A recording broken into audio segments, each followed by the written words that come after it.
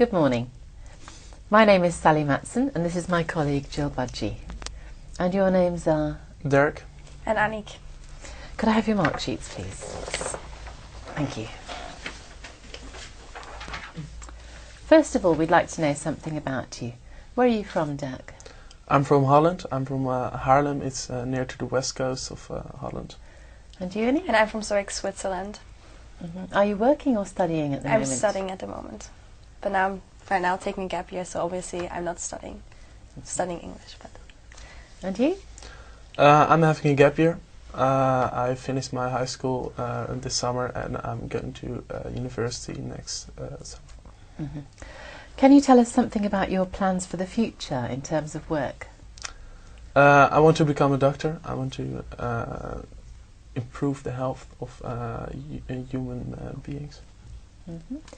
And Annick, what do you think you'll be doing this time next year? Well, I'll be doing my bank internship, which takes 18 months. So next year, obviously, I'm going to be there and taking my exams probably pretty much. Thank you. Now, in this part of the test, you're going to do something together. Here are some pictures of different situations. First, I'd like you to look at pictures A and D and talk together about the sounds you might hear in these situations. You have about a minute for this, so don't worry if I interrupt you.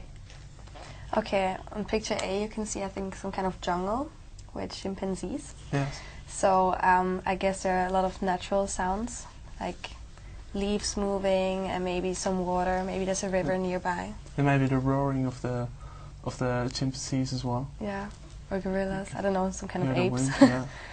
And yeah, maybe also some birds, because there are going to be a lot of birds. Definitely, yeah.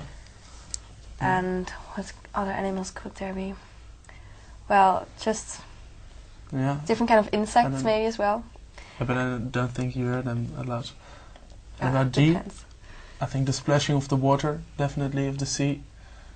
Maybe the sound of the rolling plastic objects. Yeah, but I don't think you hear any people because it doesn't look so nice there. So I think it's going to be pretty much silent there. Thank you. Now look at all the pictures. I'd like you to imagine that an environmental organisation is planning a poster campaign to raise public awareness of environmental issues. Talk together about the environmental issues suggested by these images. Then decide on an image for the poster which would be most effective in raising public awareness. You have about 3 minutes to talk about this. I think the environmental issue in the first photograph is about the extinction of animals. Lots of species. Yes. Yeah, but you cannot really see that they're not doing well. It looks like a typical calendar picture, or it doesn't look too bad. So I don't think this is a suitable picture. They're having the good life in there. Yeah, it seems like they look happy with the baby on the back. And yes. What do you think about B? B, I also don't think it's that suitable for the campaign, because I don't think it makes a big change for the awareness of the people if they see the picture, because they probably won't connect it to pollution or deforestation or anything. The only thing here is like the plastic cup, or I don't know, maybe it's a glass. Yeah, maybe it's the pollution of water. It, yeah, because this is obviously like, I think, frizzy water, like filtered water from a spring. So I also don't think this is suitable. I don't think either. Picture C. I think C, is a rather good one. You see all the. It's a third world country, developing country, certainly. Yeah, and you can also see in between all the forest parts. So maybe there was a lot of deforestation going on before, so they could build houses. Yeah.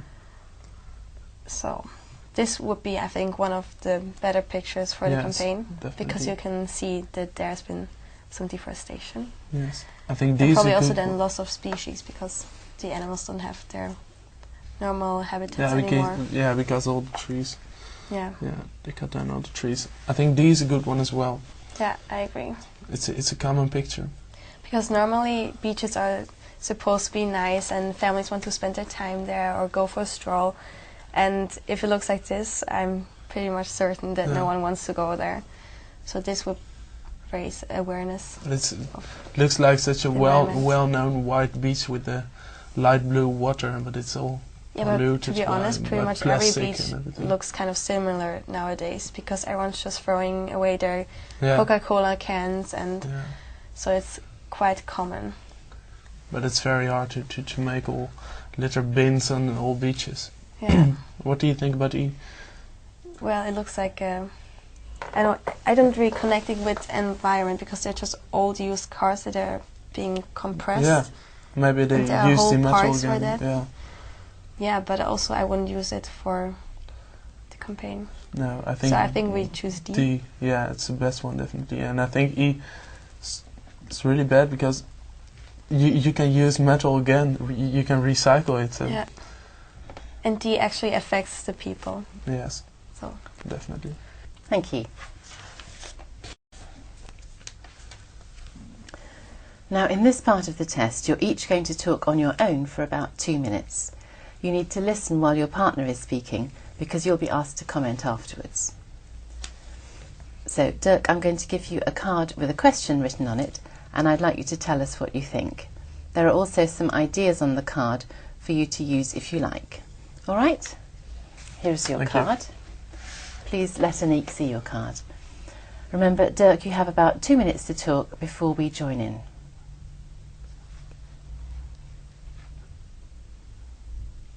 How important is it to make long-term plans? I think in personal life it's quite important to make long-term plans because you're able to know what you want to become when you're old, and what you want to earn for money, and what you want to do for the community, for your country. I think in talking in shorter terms, it's good to know what you want to do this year. It's long term as well, but it's shorter term. In work, school, it's really for yourself important to know what you want to do after school, so you have good grades in certain subjects. So that you will be able to show other people after school that you like the things that you're good in.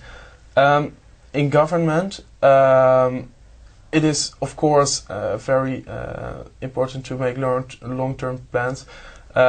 If we look at the whole Euro crisis, now they all didn't make such good plans to see if the credibility of the countries was right before they entered the euro. So it's really important to look to certain aspects in parts of the community in government. Thank you. Why do some people prefer not to plan ahead? Well, some people want to be spontaneous, and I also think that's actually a quite good idea to sometimes just say, let's pack a suitcase with, let's say, a bikini and some trousers, and then let's go to the airport and just pick one flight wherever it takes us. So I think this is also quite good. But I think when it comes to important things like planning a family, it's very important that you plan ahead to have a good job so you're financially stable. So it depends. You cannot always be spontaneous. What do you think? I think it's for most people just laziness not to make long-term plans. I think it's they don't want to think about it, and that's the reason they don't think about it. Thank you. Now, Annick, it's your turn to be given a question. Here's your card. Please let Dirk see your card. Remember, Annick, you have about 2 minutes to tell us what you think, and there are some ideas on the card for you to use if you like. All right? Yeah. What factors will influence how cities develop in the future? That's a very good question, because I think because of the rising population nowadays, that's very important right now to think about the future. So when it comes to population, we can definitely see that there's going to be more people in one city. So probably they have to build more houses, higher houses, build more skyscrapers. People are going to live in much smaller spaces. And also I think the living standard is going to get a bit down, because you probably won't be able to have a garden and your own house. You will just share a small flat, probably in the big cities. Also, you have to deforest forests in order to make space for buildings. So I think the cities are just going to get more packed with buildings, and the nature or the sceneries are going to suffer from that. And financially, well, they could develop in different ways. I think everything is getting more expensive every day because the resources are getting rarer. And yeah, I think also the price of water is going to raise, and energy and the fuel, obviously. And yeah, just like things like petrol. And climate, well, we're experiencing global climate changes, global warming. But I think not every city is affected so far.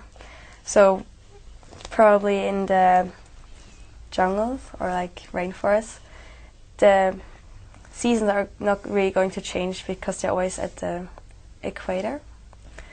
But other cities, like, not really cities, but let's say the Antarctica, I think all the ice shelves are going to melt at some point, and then just the animals are going to suffer, and also the people there. Thank you. Is it important to preserve old buildings in cities? I think so, because if you want to have the old scenery that we had in the early days, many people used to are usually looking back to the good life. Many old people, and I think it's really good to preserve those buildings, to have the old scenery in the cities. What do you think? I agree, but I also think that they're a very important part of the culture of the city. So let's look at England. If I think of England, I always think automatically of red brick buildings and very charming small houses. So if we wouldn't have them in a few years anymore, I don't think England would have any charm left. So it's all about the flair, and I think you really should preserve them. Thank you. Now, to finish the test, we're going to talk about the future in general. Do you think newspapers and books have a future? Yes, I think so.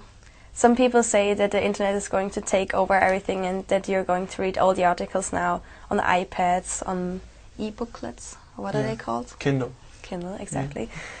But I think it's still nice to have an actual newspaper in your hand, a physical one that you can touch, and just also the smell of the paper. So. Yeah, and I think the sound of flipping a page is so good, and most people don't like it to read from a screen because their eyes get tired. But I think it's much better to read from a paper. It's more quiet, more just relaxing for your eyes. Yeah. Given the choice, would you rather live in the past or in the future? I think I would rather live in the past because it's a much better life. I think less worried, and there are so many issues they're complaining about, and old people. Everybody is just thinking about problems that are not real problems, in my view. And I think in the early days they didn't have the time to worry about those problems, so I think I would rather live in the past. Yeah, I also think it's very tempting to live, let's say, in the Roman times, because they had like a lot of feasts, and it's just also the food, enjoying the food, going to not parties but all the celebrations there. I really think that it's going to be not easier to live there because you don't have all the technology, of course. But as he pointed out, I think that nowadays we worry about too many small things, and back then it was just war or not war, and starve or not starve, and the diseases they had back then.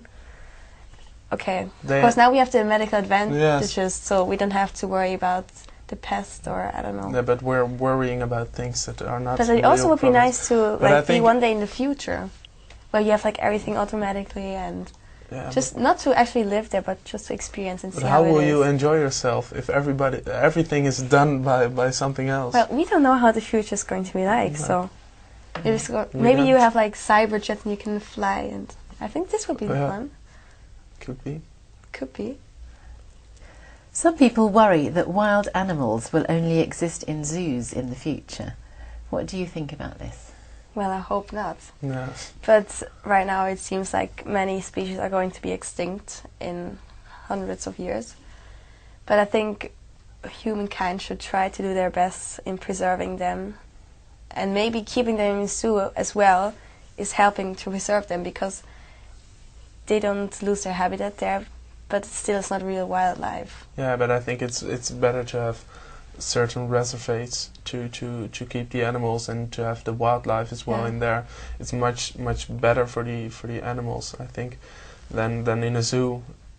I think all the animals are so bored by always the same thing in the in a zoo. small cage. Yes. What changes might there be in food and food production in the future? Well, I'm still waiting for the invention of like a small pill where you can have like a starter, a main course and a dessert. They would change flavors. It would be very nice, no? Then you don't have to take all the time in eating it, and you have the same enjoyment. But still, it also wouldn't be the same. Like actually cutting a nice piece of steak, it's better than just taking a tablet. But I think we will always eat vegetables, but I think there will be a change in maybe the food coming from snack bars and fast food brands. But I also think that more food is going to be organic in the future. Definitely. Thank you. That is the end of the test.